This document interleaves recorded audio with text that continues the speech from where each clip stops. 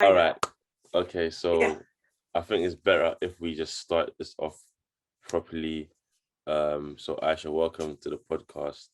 Thank you Hello. for joining me today.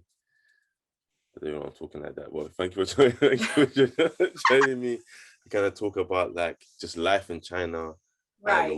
ways in which like it's impacted your mental health. And the thing is, when I say that, I don't necessarily mean like bad things. It can be good things. Like, you know, of course, like with mental Yeah. health, a lot of the time when we speak of like how its influence is usually from a side of like not like negative, but like bad things, you know, that's Yeah. helped, like, you know. So of course, like with anything in life, our mental health is going to be affected, and relocating to a different environment is no exemption. Do you know what I mean? So Yeah. obviously, I'm sure, like, which you'll go into, I'm sure there's different kind of ways, good or bad, like your mental health has been affected or impacted Yeah. by moving to China. So what we were saying previously before, so just kind of talk about where that journey started and like what like and why like you moved to begin with. Yeah. So as I was saying, do I have to repeat myself or should I No, just no. continue? Will you edit? Do you have Yeah, good editing skills? yeah. So basically, you can just Okay. you can just So basically, just start from where you just for clearer picture, just like just start from the top if you don't Okay. mind. Hi guys, I'm Aisha. I'm on the podcast. So I'm Aisha. I currently live in Shanghai, China. And I was just telling my friend Jermaine that I'm going to try Don't kill me, bro. let me just be cool. Okay, let me play cool. So I was just talking about how I ended up here in China. So when I was continuing on from university, I thought, I'll get some experience because it's going to put me in a great position when I apply for jobs abroad. And then I think about 2-3 years after I started working. So I'm a health professional. Edit that out. I said a health professional. And listen, I'll be honest, a lot of this is just staying because it's just candid. So don't even worry about this. Okay, this is not about being perfect. It's just about being yourself. Do you know what I mean? So so I'm a health professional. I qualified as an occupational therapist, and then I went on to do my master's straight after in health and rehabilitation. So 2.5, 3 years into my working experience, I was in like an on and off relationship kind of situationship. Now you know. And the guy that I was with at the time, he just didn't like me. There was something about me that he just thought we didn't click. So anyway, so I was with this guy, and I had been looking for jobs abroad. And so one weekend I thought, you know what, I'm going to spruce my CV up because it was really tricky working in the NHS. I felt really burnt out. My relationship wasn't going as planned. Like, my salary wasn't the best, and I live on the outskirts of London. And it was so expensive to always now you're making that moolah. I'm sorry. Well, now I am. Whoop, whoop.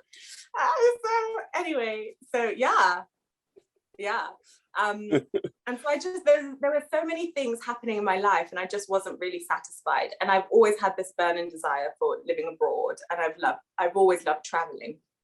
And so one weekend I just spruced my CV up, and I said, you know what I'm going to do? I'm going to apply to lots of jobs around the world. Like, in my mind, my top places were Dubai, Abu Dhabi, Qatar, just because I had a few friends there. And I thought, well, it's a few hours away from London. If I want to come and go, I can easily do that. So I think in that weekend, I applied for 47 jobs, no lie, 47 jobs. Yeah, including the Cayman Islands. I applied for so many jobs. And I said to myself, whichever job I get first is the one I'm going to take. No doubt about it. And so I applied for many jobs in the Middle East. And then I saw this one in China. And I thought, I'll just apply. I had no interest in China, not in a rude way, but it's just the culture that I was surrounded by. Like, my best friend is Middle Eastern, and I had lots of Arab friends growing up. And so for me, that seemed like the best move was to move to a country in the Middle East, and I love the Arabic language. I listen to Arabic songs, and I, eat Arab food. And so I was very heavily influenced by that culture. Yeah. So anyway, so I got the call back from Beijing. So this was in Beijing at the time. And I had my interview, then I had another interview, then I had the third interview, and they said, okay, you've got the job. And I was like, okay, fine. I got the job. And then I told my boyfriend at the time, and he was like, actually, you've got to take. And I was like, well, what about us? Because I'm so romantic in that sense. And I was just like, what's going to happen to us? And he was just like, well, it's not going to work, isn't it? So anyway, so that was another signal to me saying, well, Aisha, there's no point in staying here. So then, when they offered me the job, I said, okay, fine, I'll take it. And so I took it. It was the first one I got, and then I just sort of threw all other options out the window, and I said, okay, I'll go. That's a massive decision, not only because you're moving away, but because like you're going somewhere where literally it's like a blank canvas. There's no one there's no like connections, as opposed to the previous places you mentioned, like Dubai, where you might have some friends over there. So like there's always going to be a culture shift anyway. But like it's even harder when you're kind of just literally starting by yourself. There's no like friends there and stuff. And I guess most people find themselves in that predicament, because when you move somewhere, you're more or less kind of starting from zero, like the ground up, like kind of build your own network of friends, and things like that. Like, and from what I know from our last conversation, it seems like you've now you're at a place where, well, correct me if I'm wrong, now you're at a place where you've built up like your own network of friends, and you're more or less like accustomed to things there. But we're just going back, like, of course, like how, like, getting there, what was that process like, getting to that point of, like adjusting to the culture and the way of life? Like how was that? So I mean, when I first moved here, so like I said, I first moved to Beijing, and so I was working for a company there. And I was only in Beijing for 4 months before they shifted me to Shanghai. And when I moved to China, I didn't know a word of Chinese apart from ni hao and xie xie, and that was it. But even like 再见, which means goodbye. Sorry, just for those listening and myself, what does that mean? Oh, ni hao, it's like hello. Yeah. 谢谢 means thank you. Okay. And 再见 means goodbye. So it's just, simple things, like simple greetings. You say that quite fluently though. Yeah, because I speak Chinese now. But we can leave that for later. Yeah. So, from going from zero fluency or not even knowing anything to now being able to communicate, being able to travel, even being able to write. It's been a long journey. But yes, when I first came to China, I had no idea about the culture, apart from what we learn in school, the basics like Chinese New Year. And even the Chinese food we eat in the UK is not Chinese food that they have here in mainland China. People always say that, like, it's so what you buy in the shop is not what to eat at home. Like, no, it's so different. And also because there's so many provinces in China, so the different regions have their different tastes. So like a lot of the food we eat in the UK is Cantonese food, or Guangdong, like the Guangdong region. So that's like south near Hong Kong. But Beijing, they eat lots of dumplings, and they eat lots of noodles, and they eat so many different types of foods and even different flavors that I hadn't ever had back in London.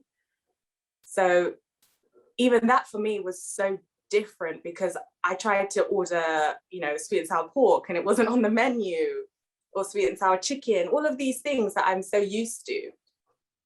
And I mean, everything is in Chinese characters to begin with anyway. So I think it was really hard for me at the beginning, especially as I moved to China during the winter months, and Beijing gets really cold in the winter. It was minus 22 at some point in December. Minus 22? Minus 22. It gets really cold. Really cold. To the point where, when it's so cold and then your legs are so ashy, like I would scratch my legs and you just, was so ashy. So ashy. It was awful. But yeah, so sorry, I think I digress. No. Where did I go off? No. So you've kind of more or less explained it in terms of, like from what I gathered, like it was like difficult not difficult, but like you're getting used to things like, the food, the cold weather, even though like in London, like weather is just as, we have cold weather is like the norm in London. But I'm guessing when it's like -22, that's mad. Like, because in London, I don't think it's ever been to that extent where like it's so cold that, it's so cold. Like, and sometimes windy. So like it was normal to wear balaclava on the street just because it was so cold. People wear balaclavas and just their eyes would be showing because they would need to keep their face covered because it was so cold. That's normal. Like no one was scared and thinking, oh, you're going to rob somewhere. People were just like, oh, it's cold, I need to wear one. But even like, like as now where like now we all wear masks. Yeah. Like China they were doing that from, I won't say the beginning of time, but way, way back. Yeah. And like, it's funny because we used to see that. When I say we, as in Londoners, you see people in China wearing masks and thinking like, what they doing? Why they wearing masks? And then fast forward now, everyone's wearing masks. Well, not so much now because they've kind of restricted that. No, relaxed the rules for masks. So like you don't, it's not mandatory. You must wear it now. In a few places, but is that still the case now with the whole COVID? So when you're on public transportation, you have to wear the masks, and then sometimes you have to go into certain stores, and then you have to wear the mask. But then as soon as you get into the store, you can take it off again. So but generally they're more strict here, I think, especially if there's an outbreak. They're trying to contain it. Yeah, and I noticed that from the beginning when this whole pandemic started. Yeah. The militant, like not even but just kind of like going back, like I know as we said before, probably before we started recording, like going to a new place, like and adjusting by yourself must be, I don't want to say hard mentally, but like what was that like mentally, like relocating and more or less starting again? I think my driving force was just that I just felt like the world was bigger than what I knew. And so for me, it was more promising just to see and to try. And the worst that could happen is that I hated it and then I could go back to London. So a bit like what we were talking about before, when you say, oh, I'm not too sure if I can leave London and all of this, the worst that can happen is that you just go back. But then I thought to myself, if I just stayed in London, I wouldn't know otherwise. And so I think what has carried me through this time is just knowing that, I mean, I'm pretty badass. I'm just like, I can do it. I am. Hey, you crack me up, I swear. I am badass. I really am. And I can do it. And it's not that I'm like, I don't need anyone else. It's not like that. But really and truly, I am my best supporter, but I could also be my, worst enemy. So it's up to me to change that. Other people can't change my life situation. And it's my mentality and the way I decide to look at it. So I think for me, as I mentioned, just my driving force was that the alternative was London, and I'd already experienced that. And so the alternative, staying in China, was to try something new and to know that new opportunities will come. And I think the great thing about China is that it is just that. It's a developing country. Things are developing. In the UK, things are already established. And so the market's quite saturated. Whereas in China, you have lots of opportunities to try new things and to share your skills. And skills that not many people might have. I mean, my job is very niche in the UK, let alone China. And so that's really provided me with lots of opportunities to create my own thing and to really work with the people here and to expand my business and my work. But you say it's niche, as in it's niche over in China. Yeah, really. There's not many of me around. There really That's quite. aren't. I mean, the previous company I was working in, there were only 6 of us, 6 occupational therapists. And that was just in Shanghai. And then we had a few in Beijing, but generally there's not a lot of us here. And the people need our services, you know? So even just like information sharing and knowledge, and educating parents and educating families and people about occupational therapy or ways in which we can support them, I think that in itself is really helpful for the community here. You know what? Yeah, like it's so crazy because I'm just kind of processing things now. Like, Yeah. so when you moved, did you always was it always the mindset of no, that's the wrong word to use. Did you always want to move because you want to go somewhere where you work and what you're doing is a niche, or was it just a coincidence that it just happens to be you've moved to China and it just happens that what you're doing is a niche there, or was it like did you have that in mind? I mean, yeah, when I applied for the job, I applied for an OT position. So I knew I was coming here to work as an OT, but I think I was so burnt out in the UK that I actually thought to myself, oh, if I go to China and other opportunities present themselves, yeah, I'll take it.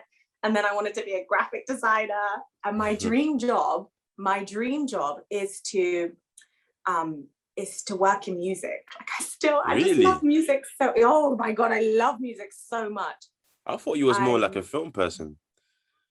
I mean, I like to watch them, but music, Jermaine, music for me. I don't know what the job role is called, whether it's sound production or what, but you know, in movies, the rolling credits, or in movies when they put a soundtrack or they put a song to the mood. Yeah. And, you know, I don't know, if someone breaks up, then they play this song, or if, you know, someone's running home in the rain and they're crying. Yeah. I feel like I just know which song like suits a scenario or a mood. So even when I people watch, I'm just thinking, oh, this song would be really good right now. I'm watching them argue and this song would be great. So I thought, oh, maybe I can come to China and then, I don't know, who knows, do something like that. That's actually good because like, I know you said, obviously you always knew you were going to do occupational therapy, Right. but you didn't know that it wasn't, what's the word to use?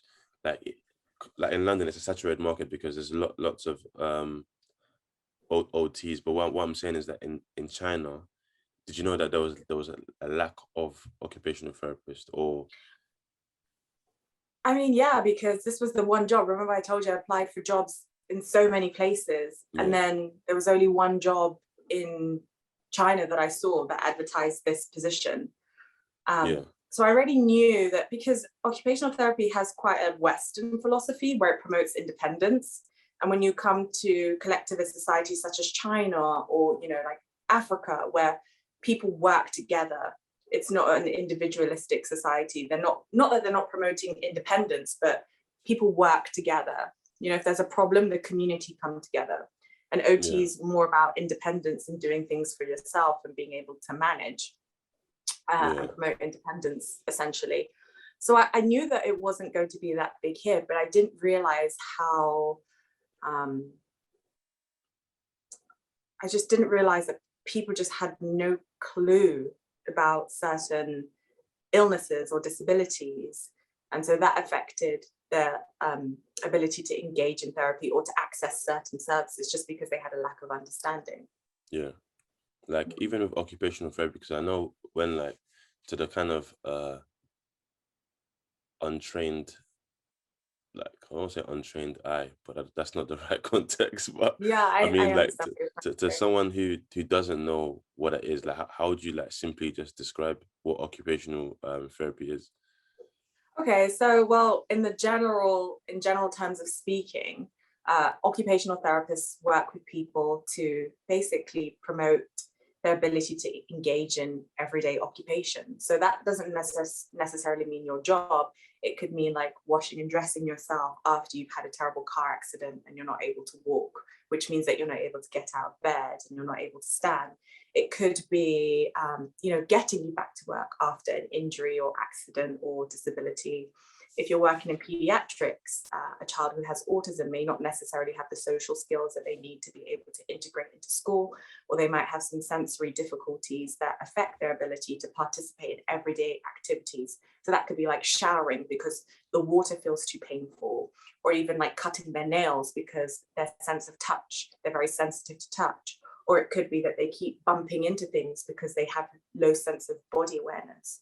So really and truly, when you see a person or a child who's having difficulty engaging in, meaningful activities, then an occupational therapist will probably be of benefit to help that person. Does that make sense? Okay. Did I explain that well? No, you did, because it's essentially like it's the therapy for after like a big, not accident, but after something big that's happened to you. Is that the aftercare sort of thing, and that can be different scenarios as you've mentioned, like a car accident, right? Other things. But like I didn't know that was so. That's why it's so mad, because you've actually hit the jackpot, man. Because if I know that's saturated here, but over there they don't have a clue that. Yeah, listen, man. Yeah, listen. I give you all the praise. Like obviously it's not just about that,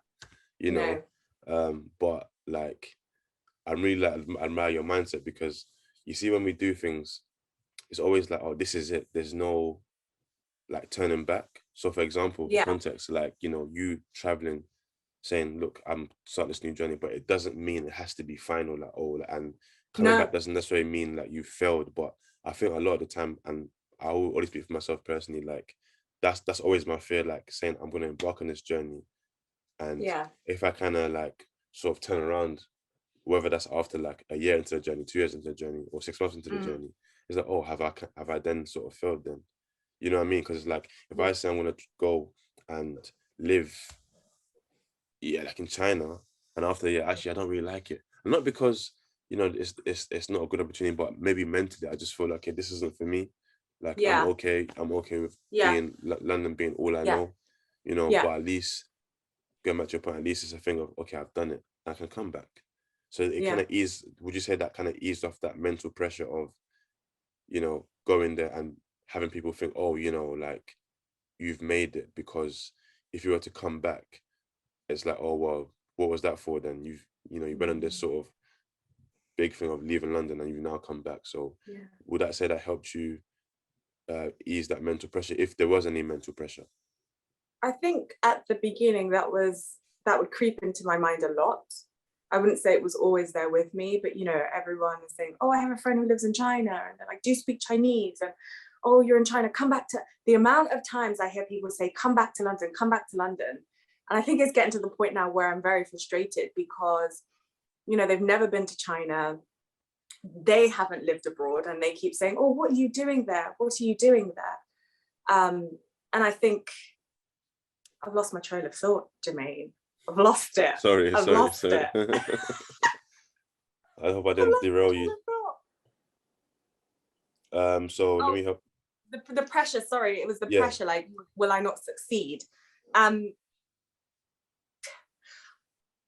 mean, my main purpose for coming here was just to try, really. It was really to try.